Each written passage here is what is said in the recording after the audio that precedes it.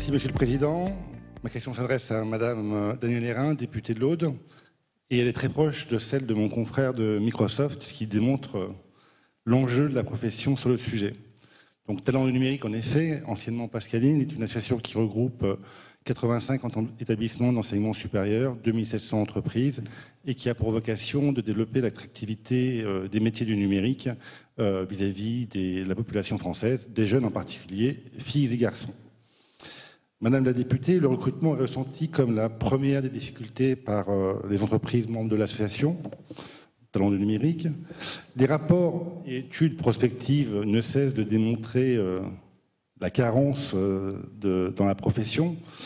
Si on veut profiter de la révolution numérique et de la croissance économique qui en découle, il faut qu'on forme plus, et ceci à tous les niveaux de qualification.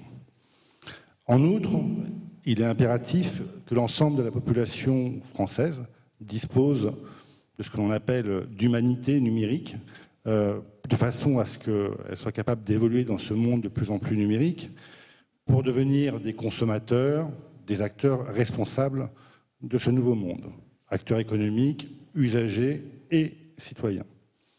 Il convient ainsi d'agir dès le plus jeune âge sur la formation de nos jeunes.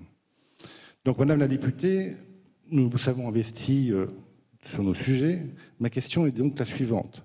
Comment doter la France d'un enseignement de l'informatique à la hauteur des enjeux liés à la transformation numérique du pays?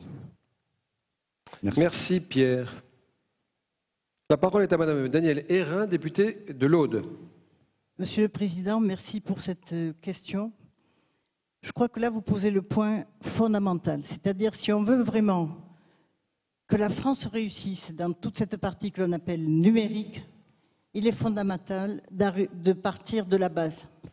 L'enseignement en informatique, d'après moi, se situe à plusieurs niveaux. Et je m'étendrai un peu plus sur un niveau particulier.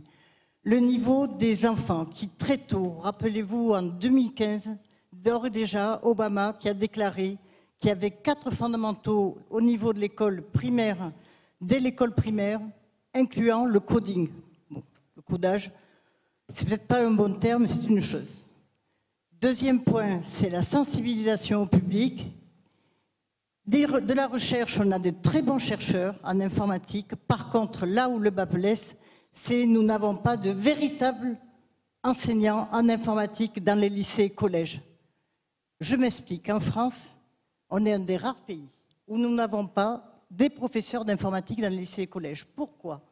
Parce qu'il y a, vous le savez tous, les CAPES, des concours, CAPES et agrégations, et que depuis 25 ans à peu près, nous n'arrivons pas à obtenir un CAPES ou une agrégation en informatique.